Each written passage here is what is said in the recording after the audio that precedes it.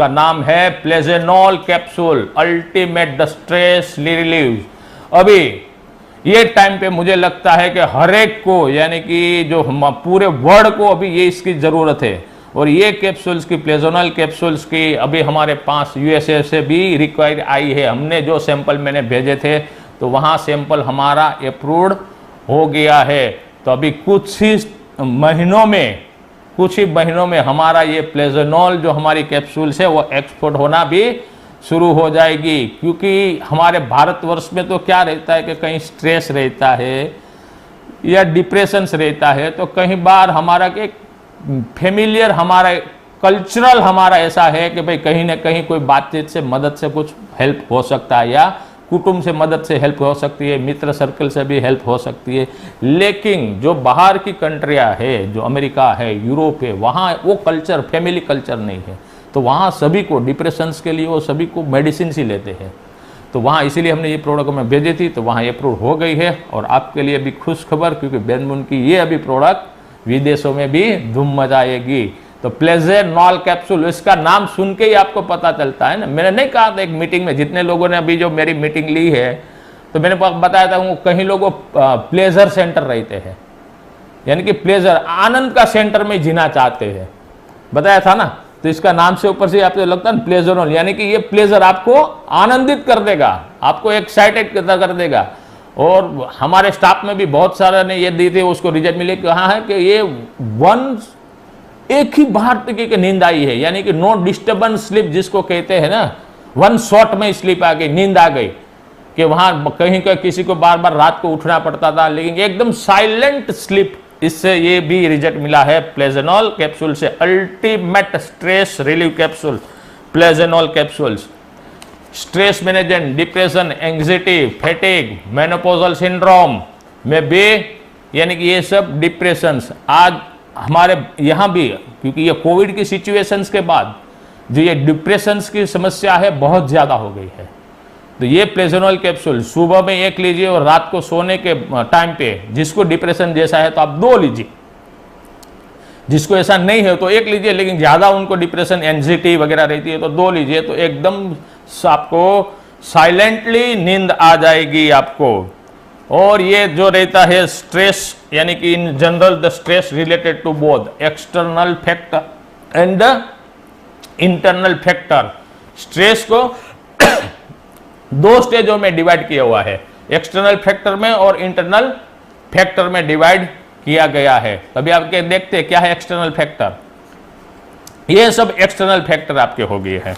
उसमें क्या है, including the physical environmental, including your job, external factor including the physical environmental, यानी कि आप कौन से एनवायरमेंटल में जी रहे हो, क्या ज्यादा सर्दी में जी रहे हो या ज्यादा गर्मी में जी रहे हो, उसकी वजह से भी, क्योंकि अभी जाके -डिग्री हो रही है कहीं कहीं जगह पे, तो बहुत सारी ठंड पड़ रही है। तो ठंड की वजह से भी, एक ठंड का वजह से भी एक डिप्रेशन जैसा फील होने लगता है। इंक्लूडिंग द फिजिकल, हमारा जो एनवायरमेंटल जो रहता है, इंक्लूडिंग योर जॉब, यानी कि हमारी जॉब क्या है, हमारी जॉब है नेटवर्किंग करना, हमारी जॉब है प्लान दिखाना, हमारा जॉब है प्रोडक्ट के ऊपर नॉलेज शेयर करना, हमारी जॉब क्या है मीटिंग में पार्टिसिपेट होना, हमारा जॉब क्या है एक दूसरों को जोड़ना, और हमारा जॉब क्या है हेल्दी इंडिया मिशन को प्रमोट करना, वेल्दी इंडिया मिशंस को प्रमोट करना, ऑर्गेनिक इंडिया मिशंस को प्रमोट करना, और आपका जो चेक आ रहा है ना उसको डबल करवाना। ये हो गई हमारी job.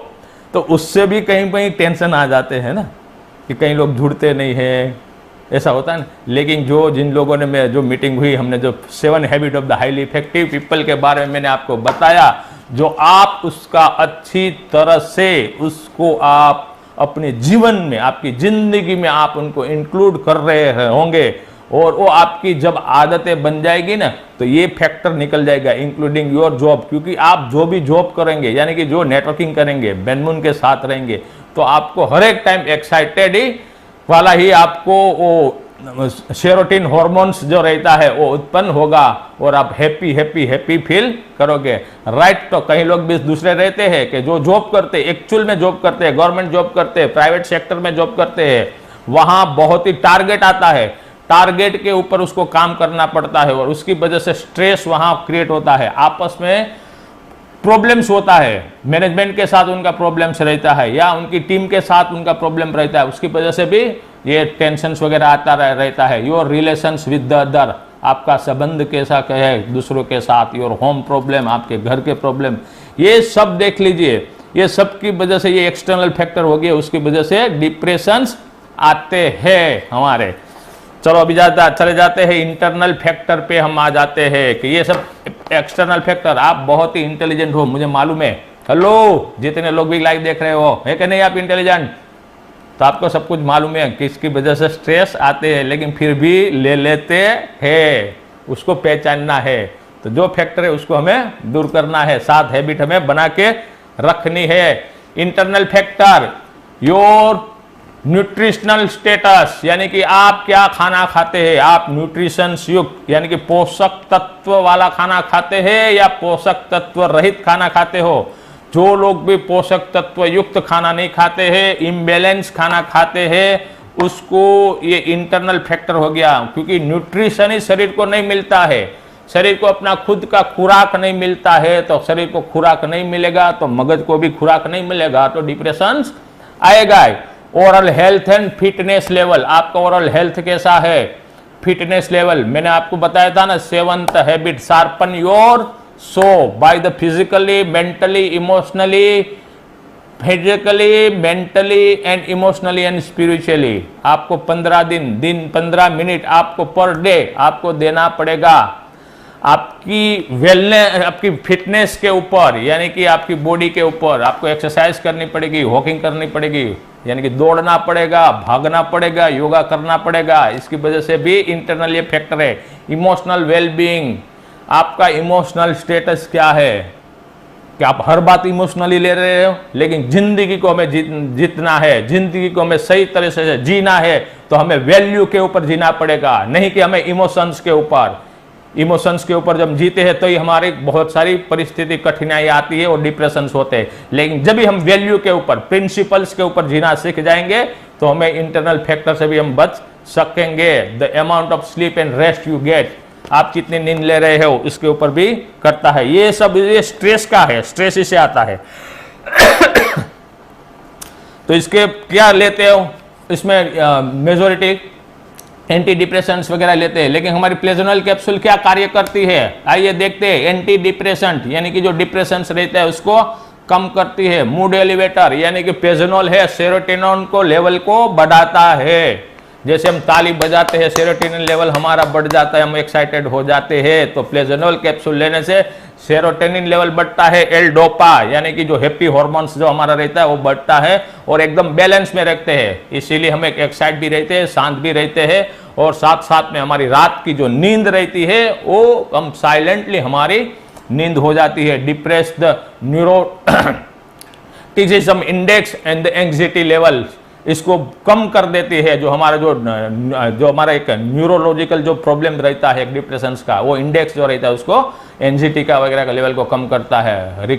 Restore the tranquility of mind, mind को बैलेंस में रखता है हमारा। ये हमारी हो गई प्लेजोनल capsules. 1 capsule twice a day, एक कैप्सूल आपको दिन में 2 बार लेनी है। और mild to moderate depression, anxiety, fatigue, mental stress, menopausal syndrome. Hello, पता चल गया आपको? कितने सारे आपको इतने लोग मिलेंगे, आपको पता है ना आपको कितने लोग डिप्रेस में है? जो नहीं पता है तो आप अंदर से इंट्रोस्पेक्ट कीजिए कि आप तो है, तो आप है तो आपके लिए भी है। एक बार लीजिए और एकदम खुश हो जाइए। राइट, ये हमारा प्लेजोनल कैप्सूल।